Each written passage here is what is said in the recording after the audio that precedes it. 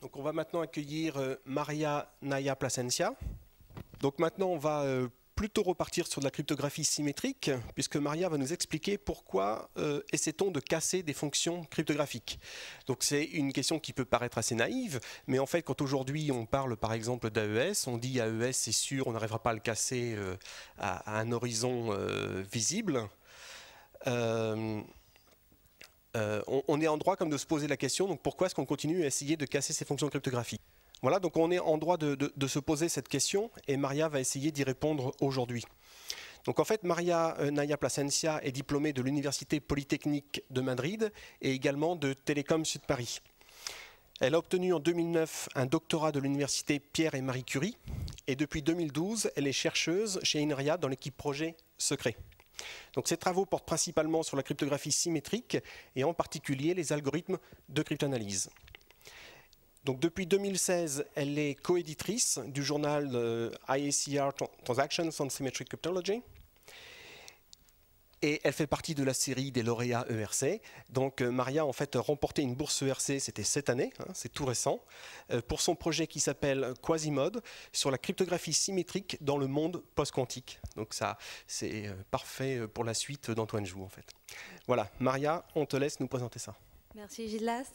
Bon après-midi à tout le monde. Je vais commencer par m'excuser de mon français, donc essayez d'être indulgente avec ça s'il vous plaît.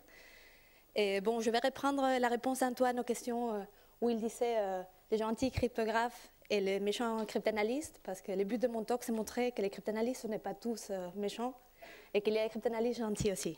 Et par contre, je ne vais pas du tout parler de cryptographie post-quantique ici, ni de traiter les cas de l'ordinateur quantique, mais tout ce que je vais dire s'applique aussi dans le monde post-quantique, en fait. Donc, pendant cette présentation, je vais essayer de répondre à la question pourquoi essayons-nous, les cryptanalystes, de casser les fonctions cryptographiques. Voilà. Donc, ceci est le plan de mon exposé. Je vais d'abord donner une brève introduction sur la cryptographie et ces deux grandes familles dont vous avez déjà entendu parler aujourd'hui. Ensuite, on verra qu'est-ce qu'on peut dire sur la sécurité de ces deux grandes familles et aussi comment la cryptanalyse publique est très importante dans la confiance que nous portons à ces primitives. Ensuite, nous verrons un scénario d'un cas réel qui nous aidera à mieux comprendre comment marchent les processus de confiance qu'on a dans nos fonctions. Et vers la fin de l'exposé, on sera en situation de répondre à la question qui est le titre de cet exposé. Donc aujourd'hui, on est dans l'ère de l'information. Dans ces contextes, les besoins de la cryptographie pour protéger cette information est incontestable. En cryptographie, on a deux grandes familles, la cryptographie symétrique et asymétrique. Nous allons maintenant expliquer en grande ligne ces deux grandes familles et voir aussi leurs différences. Donc la plus ancienne, c'est la cryptographie symétrique, qui est mon domaine de recherche, comme par exemple, c'est le cas du standard de chiffrement AES. Disons qu'Alice et Bob veulent communiquer de façon sécurisée à distance. Donc, ce qu'ils doivent faire, c'est d'abord se réunir et se mettre d'accord sur une façon secrète pour cacher l'information. Cette façon secrète de cacher l'information, c'est ce qu'on appelle la clé. Ensuite, Alice et Bob peuvent se séparer, chacun connaît déjà la clé secrète. Et dans ces cas, Alice peut utiliser la clé pour cacher l'information en générant les messages chiffrés qu'elle envoie ensuite à Bob, et Bob, avec la clé, peut la déchiffrer. Si Bob veut envoyer un message à Alice, il peut faire la même procédure, puisque la clé sert tant à chiffrer comme à déchiffrer. Donc, cette famille a l'inconvénient flagrant qu'il y a besoin d'une réunion avant de pouvoir établir la communication sécurisée. Donc, comment est-ce qu'ils peuvent faire Alice et Bob s'ils veulent communiquer d'une façon confidentielle et sûre, sans avoir besoin de se voir avant? Donc, c'est pour ça qu'ils pourraient utiliser la cryptographie asymétrique. Elle a été introduite dans les années 70. Un exemple de ce type de famille, c'est RSA. Et le grand avantage, c'est qu'on n'a pas besoin de se concerter au préalable pour communiquer de façon sûre. Donc dans ces cas, imaginons, je vais illustrer comment ce type de famille marche rapidement avec une analogie. Donc Alice, elle possède un cadenas et une clé, la clé correspondante au cadenas. Et ce qu'elle va faire, c'est envoyer à Bob le cadenas. Donc maintenant, Bob, qui va envoyer le message confidentiel à Alice, peut mettre son message dans une boîte qu'il va ensuite fermer avec les cadenas. Et maintenant, même pas Bob peut voir ce qu'il y a dans la boîte. Seulement Alice, qui a la clé qui correspond au cadenas, pourra l'ouvrir. Donc ensuite, Bob peut envoyer cette boîte avec les cadenas, qui est ce qu'on appelle le message chiffré à Alice, et Alice ensuite pourra ouvrir la boîte avec la clé, que c'est ce qu'on appelle normalement clé secrète. Et les cadenas, c'est ce qu'on appelle clé publique. Donc, on a vu que Alice et Bob ont réussi à communiquer sans avoir eu besoin de se mettre d'accord par rapport à la clé avant. Donc, on répète que le grand avantage de la cryptographie asymétrique est pas avoir besoin d'effectuer un échange de clés secrètes a priori, mais le grand inconvénient, c'est que c'est lent et coûteux, et ça devient même impraticable pour des grands messages. Par contre, dans les cas symétriques, les grands inconvénients qu'on a vus, c'est qu'on a besoin d'effectuer un échange de clés secrètes avant d'établir la communication, mais par contre, c'est très efficace et très adapté à des environnements contraints. Donc, ce qu'il se passe dans la plupart des cas, c'est qu'on utilise le système hybride, c'est-à-dire on utilise la cryptographie asymétrique pour échanger les clés secrètes, qui sont de petite taille, et ensuite on utilise ces clés secrètes pour chiffrer avec un algorithme de chiffrement symétrique. Donc, qu'est-ce qu'on peut dire maintenant par rapport à la sécurité de ces deux familles? Quelle est la sécurité attendue? Donc, par rapport aux primitives asymétriques, leur sécurité repose souvent sur la difficulté d'un problème mathématique bien établi qui est jugé difficile. Par exemple, dans le cas de RSA, est basé sur la sécurité, sur la difficulté de problème de la factorisation. Donc, on aimerait bien que casser RSA soit assez difficile que résoudre le problème de la factorisation. Par contre, dans les cas de primitives symétriques, ces primitives ont une sécurité qui est moins nettement bien établie que dans les cas asymétriques. Dans ces cas, ce qu'on demande de primitives symétriques, c'est d'offrir une sécurité qui est déterminée par les meilleures attaques génériques. Et par attaque générique, on veut dire ceux qui sont toujours applicables, c'est-à-dire qu'on peut appliquer même sur les primitives idéales correspondantes. Par exemple, si on considère un chiffrement qui est idéal, un chiffrement flow idéal, c'est une fonction qui prend un message et une clé en entrée et qui génère un chiffré.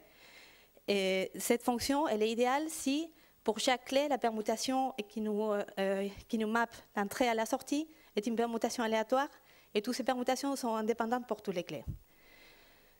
Donc, même sur ce type de chiffrement idéal, on peut toujours tester toutes les clés possibles jusqu'à trouver la bonne. Donc, c'est ça qu'on appelle une attaque générique. C'est la recherche exhaustive de la clé. Et donc, dans un cas de chiffrement, comme on a dit, retrouver la clé devrait coûter de puissance la taille de la clé chiffrement, et pas moins.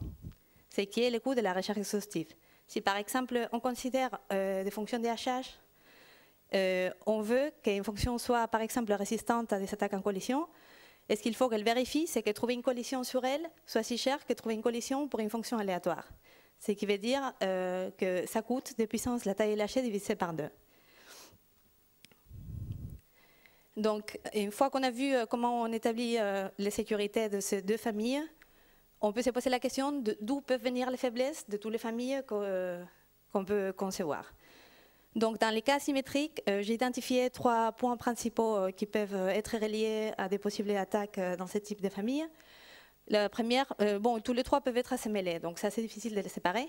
Mais les premiers, par exemple, primitifs qui n'ont pas une réduction de sécurité par rapport aux problèmes mathématiques difficiles, comme était le cas, par exemple, de l'algorithme de signature n-true. On peut aussi voir des cas où les problèmes étaient en fait moins difficiles que ce qu'on avait prévu, comme c'était le cas de l'algorithme Hong, Schnorr et Shamir, ou qu'il y a des paramètres spécifiques qui sont moins sûrs que les problèmes de base, comme les cas du sac à dos ou des GGH. Et donc dans ces cas-là, comment est-ce qu'on fait pour trouver les faiblesses et les faiblesses potentielles? Dans la cryptographie symétrique, souvent on a des preuves de sécurité qui considèrent des hypothèses qui ne sont pas très réalistes. Par exemple, ils considèrent que certaines composantes, comme une certaine permutation, agissent d'une façon idéale. Mais ces composantes idéaux n'existent pas. Et donc, puisqu'une fois qu'on les spécifie, ils s'arrêtent d'être aléatoires et du coup, on ne peut pas considérer qu'ils sont idéaux. Et donc, toute attaque qu'on va trouver sur une fonction qui va être meilleure qu'une attaque générique va être une faille. Si on trouve une attaque meilleure que l'attaque générique, ça veut dire que cette primitive, elle est cassée. Donc, par exemple, c'était le cas de Ghost, qui est un chiffrement à flow pour lequel retrouver la clé coûte moins cher que l'attaque générique de 2 puissance la taille de la clé, ou les cas des fonctions DHH, MD5 ou SHA-1, pour lesquels trouver des collisions, c'est moins cher aussi que l'attaque générique. Donc, la question encore, dont on va parler aujourd'hui, c'est comment faire pour trouver tous ces problèmes. Et la réponse, c'est clair, c'est avec de la cryptanalyse.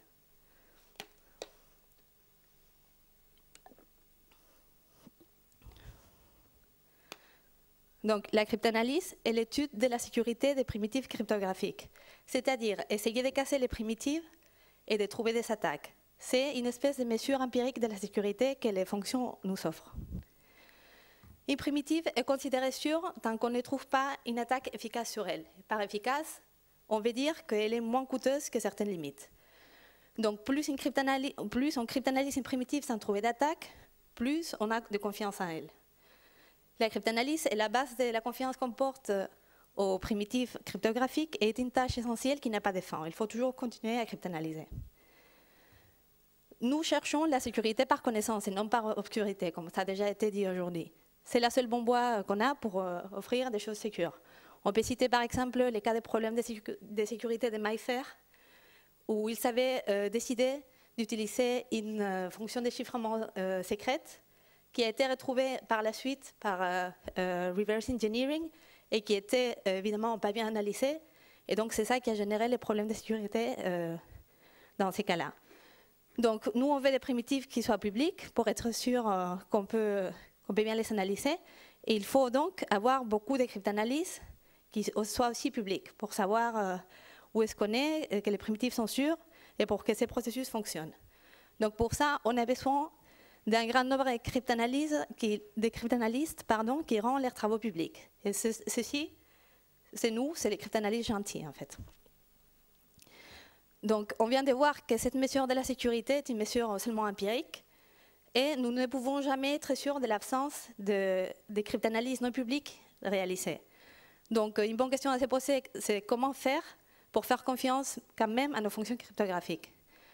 Et donc la réponse de que c'est le seul choix qu'on a, c'est pas la seule réponse qu'on a pour ça. En fait, on suit une méthode assez bien conçue pour pouvoir être sûr de faire confiance à nos fonctions.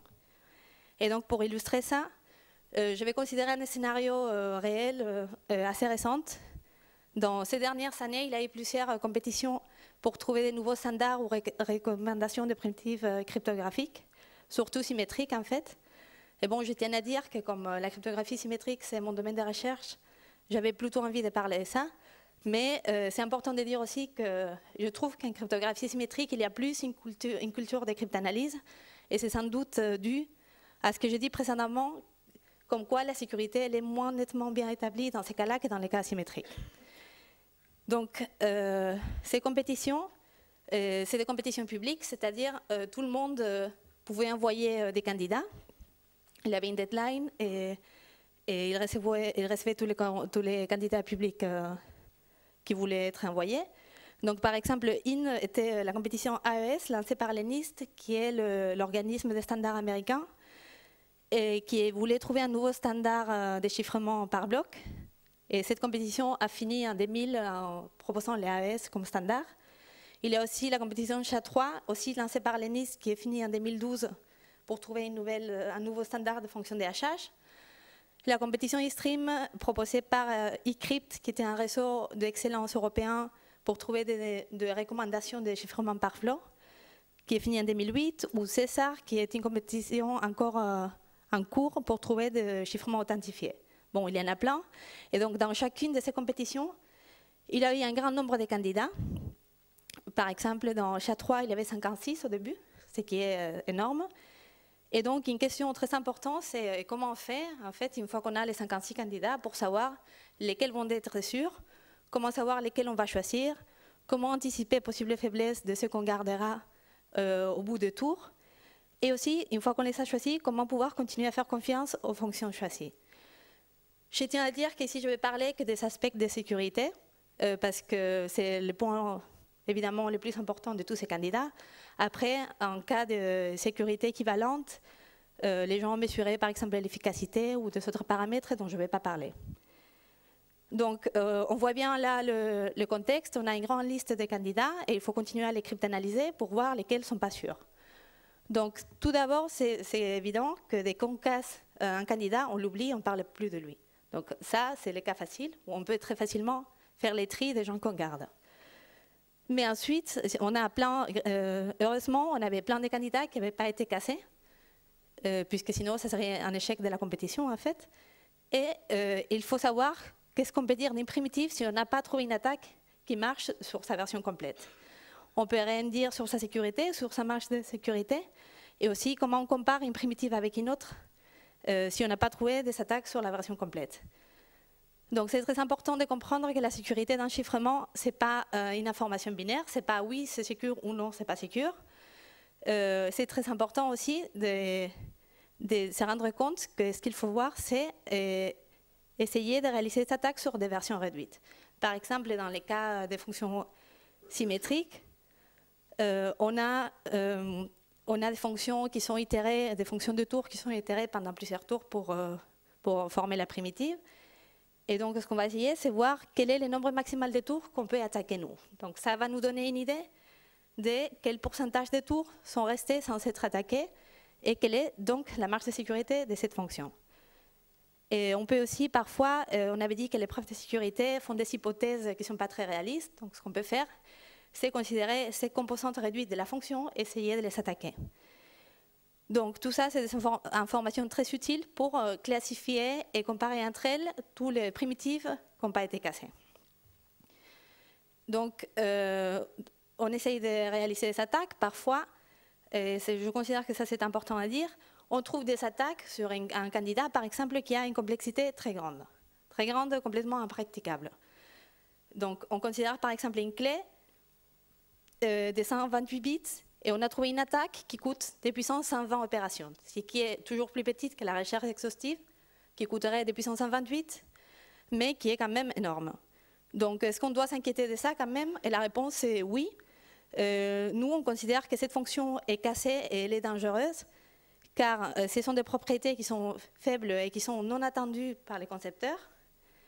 On n'aime pas les surprises, en fait. Aussi, l'expérience nous montre que les attaques ne vont qu'en s'améliorant. Et donc, peut-être dans quelques mois ou quelques années plus tard, cette attaque va avoir une complexité plus petite et va finir par devenir une attaque implémentable. Et aussi, souvent, et bon, heureusement, dans tous les cas, on a des autres chiffrements qui n'ont pas ces propriétés indésirables, et donc c'est préférable de les choisir eux. Il y a un autre cas qui est quand on trouve des attaques non seulement impraticables, mais très, très impraticables. Et par ça, je vais dire que la complexité de l'attaque est inférieure de 1 ou 2 bits par rapport à la recherche exhaustive naïve. Donc peut-être certains d'entre vous, vous avez entendu parler d'une attaque qui était très médiatisée, qui était l'attaque biclic sur l'AES. Et donc les gens ont demandé est-ce que l'AES a été cassée et tout ça. Et en fait, pour moi, la réponse est claire, non, pas du tout. Ça, c'était le cas d'une recherche exhaustive accélérée. C'est-à-dire, dans l'attaque biclic sur l'AES, ce qu'ils font, c'est faire un boucle sur toutes les clés quand même. Donc il y a une recherche exhaustive qui est toujours là. Ce qu'ils ont réussi à faire, c'est réduire la fonction qu'on calcule pour chaque clé. Donc, ils font une recherche exhaustive intelligente, si on veut, c'est ce qu'on fait souvent, mais ce n'est pas une attaque, c'est une redéfinition de la sécurité. C'est calculer la complexité de la meilleure attaque générique, et donc ça nous redéfinit la sécurité que l'AES peut nous fournir. Pardon. Un autre cas, quand on trouve des complexités si grandes, c'est qu'on est en train de déterminer la marge de sécurité. Ici, ce qui nous intéresse, c'est savoir quel est le plus grand nombre de tours qu'on peut attaquer. Et donc, pour ceci, on pousse les attaques jusqu'au bout, même si les complexités sont très proches de l'attaque générique. Mais ça, c'est quand même des attaques spécifiques et pas génériques, comme celui dont on a dit sur l'AES. Donc, nous allons voir maintenant l'évolution des attaques qu'un de ces candidats a eu depuis la compétition. Donc, je choisis l'AES, le Advanced Encryption Standard, qui est le chiffrement standard, le chiffrement à flot standard actuel, et qui a été le gagnant de la compétition AES. Donc, dans le cas de la clé de 128 bits, il est composé par 10 tours. Et en 1998, la meilleure attaque connue qui avait été proposée par les concepteurs était sur 6 tours. En 2001, il y a eu une nouvelle attaque proposée qui marchait sur 7 tours. Et entre 2001 et 2016, donc pendant 15 ans, il y a eu plus de 20 nouvelles attaques qui sont apparues, qui amélioraient la complexité des attaques sur ces tours ou qui proposaient des nouveaux compromis, mais ils ne réussissaient toujours pas à améliorer le nombre de tours attaqués. Donc aujourd'hui, la meilleure attaque connue est toujours sur 7 tours. Pardon.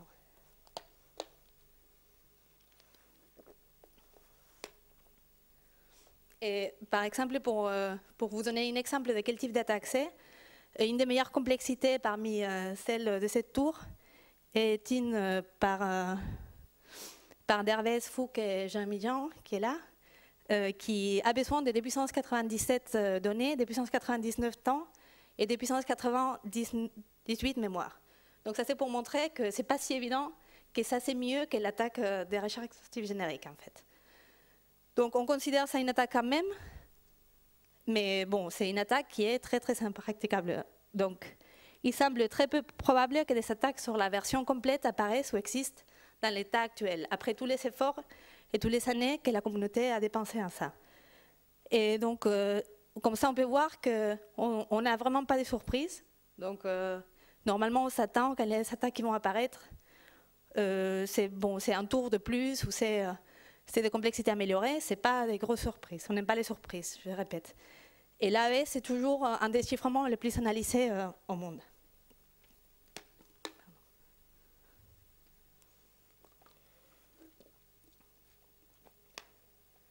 Donc on peut se poser la question de qu'est-ce qu'il faut utiliser. Donc pour moi la réponse est simple, c'est seulement des primitives qui sont recommandées par la communauté, qui ont été largement analysées sans trouver de faiblesses et avec une grande marge de sécurité. Et donc pourquoi? C'est parce que quand souvent on n'écoute pas la communauté, on peut trouver des problèmes de sécurité. Par exemple, on a l'exemple de Flame qui était le malware qui était apparu en 2012, qui exploitait le fait que MD5 n'était pas résistante aux collisions.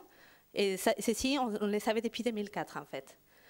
Ou l'attaque sur TLS de 2013, qui exploitait le fait que RC4 avait des pieds sur sa sortie, qui était en fait aussi connu depuis 2000 ans.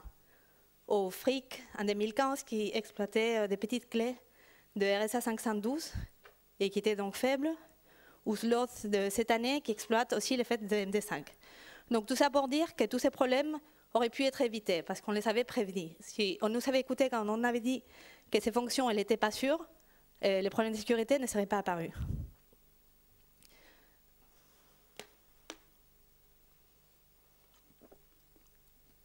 Donc on peut maintenant répondre à la question de pourquoi essayons-nous de casser les fonctions cryptographiques. Et la réponse est simple, c'est pour être en avant sur les adversaires malveillants en fait. Et effectuer des cryptanalyses publiques n'a que des avantages. Il y a plusieurs scénarios possibles. Donc, par exemple, on peut trouver des attaques sur des primitives qui ne sont pas encore utilisées. Et dans ces cas, ce qu'il faut faire, c'est simple, c'est juste pas utiliser la primitive. On peut aussi trouver des attaques améliorées sur des versions réduites. Et dans ces cas, ça nous permet de faire une réévaluation de marge de sécurité, de la marge de sécurité de cette primitive, ce qui n'a pas d'impact sur la sécurité non plus. Ou on peut aussi ça devient un peu plus sérieux, de trouver des attaques théoriques sur des primitives qui sont utilisées.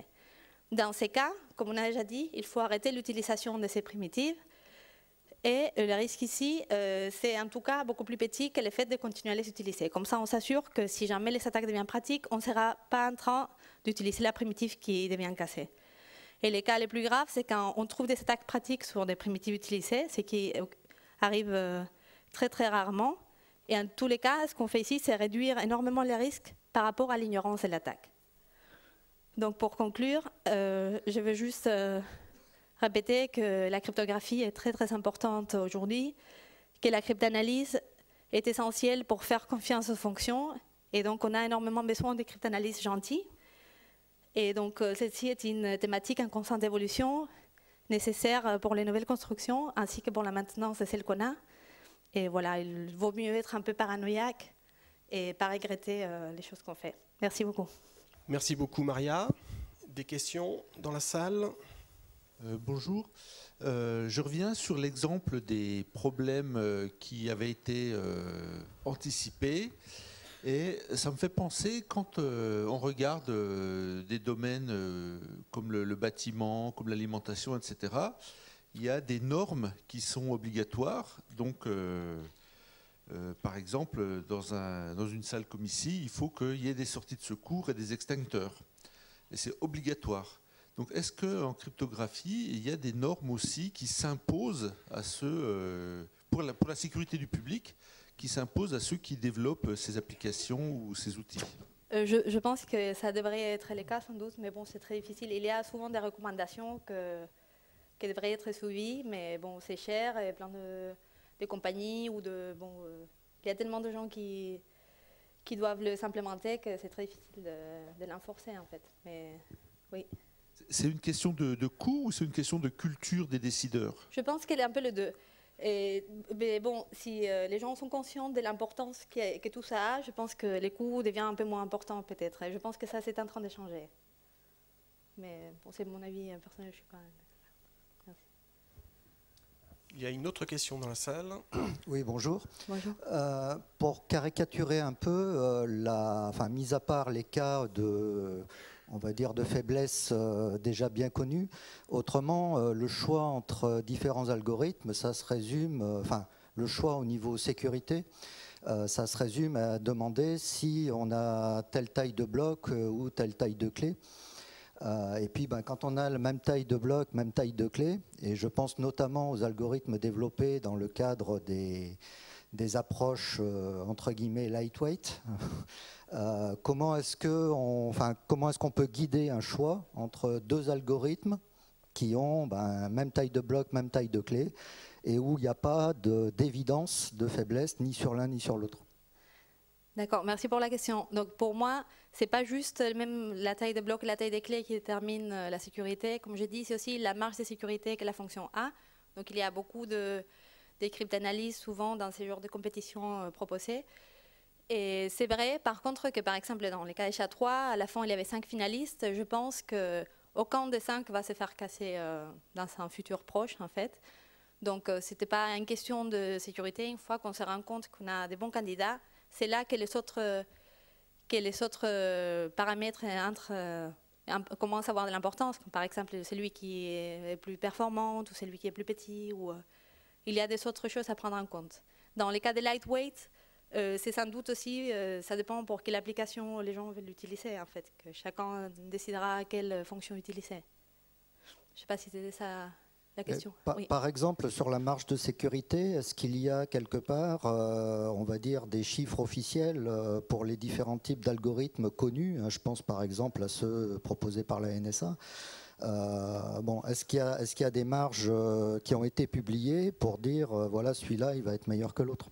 Oui, tout est public en fait. Tout ce que je dis, c'est des résultats des papiers qui sont publics, même dans les compétitions. La NSA, c'est à part. Bon, je dirai quelques mots après, mais par exemple, dans les compétitions SHA-3 ou AES, souvent, il y avait une page qui récupérait tous les résultats, des gens qui essayaient de faire des tableaux où on suivait quels étaient les plus grands nombres d'attaques qui avaient été réalisées, la complexité, quel type d'attaque et tout ça. Après, pour la NSA, par exemple, ils ont proposé Simon et Spec, qui sont deux chiffrements lightweight récemment. Et il y a beaucoup de cryptanalystes publics qui s'est intéressés à eux, mais on ne sait pas ce que la NSA a fait sur eux, en fait. Donc là, c'est vrai qu'il y a des parties qui ne sont pas publiques.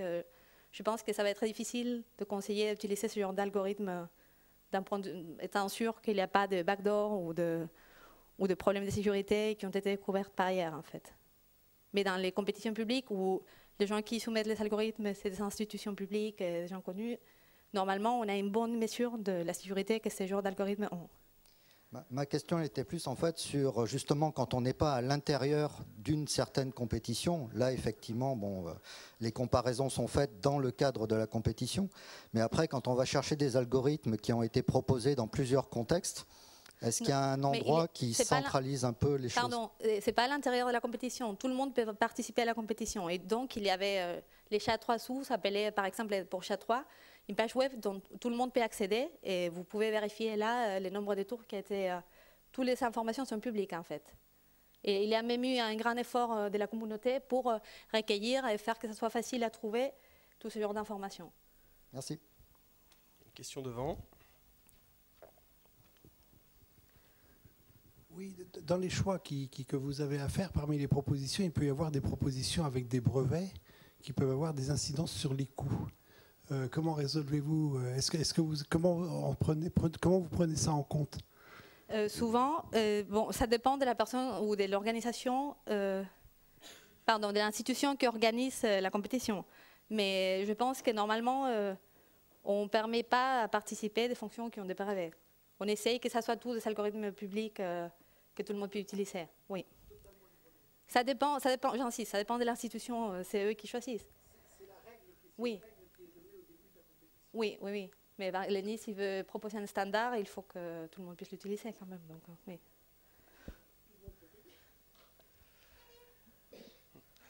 C'est pas le but. Oui. J'aimerais rebondir sur, on a parlé de cryptographie légère en fait, et je discutais récemment avec un industriel qui me disait que cryptographie légère, c'est juste un buzzword pour les académiques. Alors, il n'a peut-être pas totalement tort, mais ce qui m'a surpris, un buzzword pour les académiques, en fait, ça permet d'attirer des projets, etc. Alors, il n'a peut-être pas totalement tort, mais ce qui m'a surpris, c'est la suite de sa discussion, où il me disait, nous, en fait, la cryptographie légère, qu'est-ce qu'on fait? C'est très simple, on prend de l'AES et on n'implémente qu'une ronde. Et j'aurais voulu avoir ton avis. Qu'est-ce que tu peux dire à cet industriel? Il vaut mieux rien mettre, non? C'est plus rapide. Voilà, je pense que la réponse est claire, mais en fait, on a déjà abordé la question hier. On s'aperçoit qu'il y a un gap, qu'il y a une différence énorme souvent entre les connaissances académiques et ce que l'on va retrouver en fait vraiment sur le terrain, en fait. D'où l'importance, je pense aussi, d'un événement comme ce colloque qui réunit chercheurs, industriels, etc. D'autres questions dans la salle? Oui, une question. Le micro arrive. Donc Abdallah Mamed, enseignant-chercheur à Télécom Sud Paris. En fait, je voulais juste poser une question sur l'état de la recherche en matière de, dans le domaine de la cryptanalyse, donc la robustesse des algorithmes. Est-ce qu'il y a des travaux combinant en fait les techniques de cryptanalyse mathématique avec des techniques basées sur la sémantique des messages? C'est-à-dire la sur la signification des messages en fonction des domaines d'application.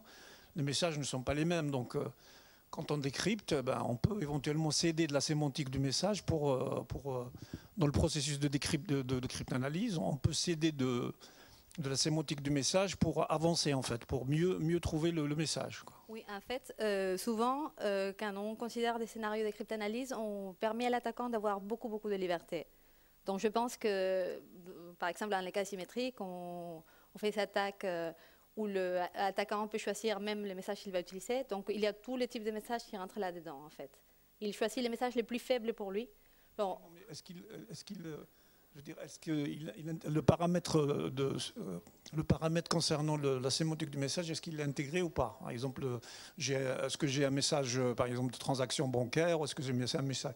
Donc selon le domaine d'application, en fait, c'est une information que je peux exploiter. En fait, comme l'attaquant, il va essayer de trouver des faiblesses dans la fonction pour peu importe quel sous-ensemble de messages qu'il choisit. Si par exemple il y a des messages de transactions bancaires qui sont spécialement faibles, ça va être pris en compte déjà dans les scénarios de Chosen Plain Text Attack, en fait. Donc oui, on ne prend pas en compte des sémantiques particulières parce qu'on considère que l'attaquant a beaucoup plus de pouvoir que ça, en fait.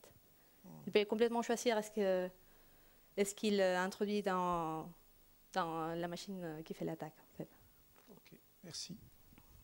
Est-ce qu'il y a une réaction, une question? Encore, oui, une dernière question? Oui. C'est une réaction par rapport à la dernière question. En fait, j'ai effectivement été confronté à ce problème pour avoir demandé de la cryptographie sur des messages formatés.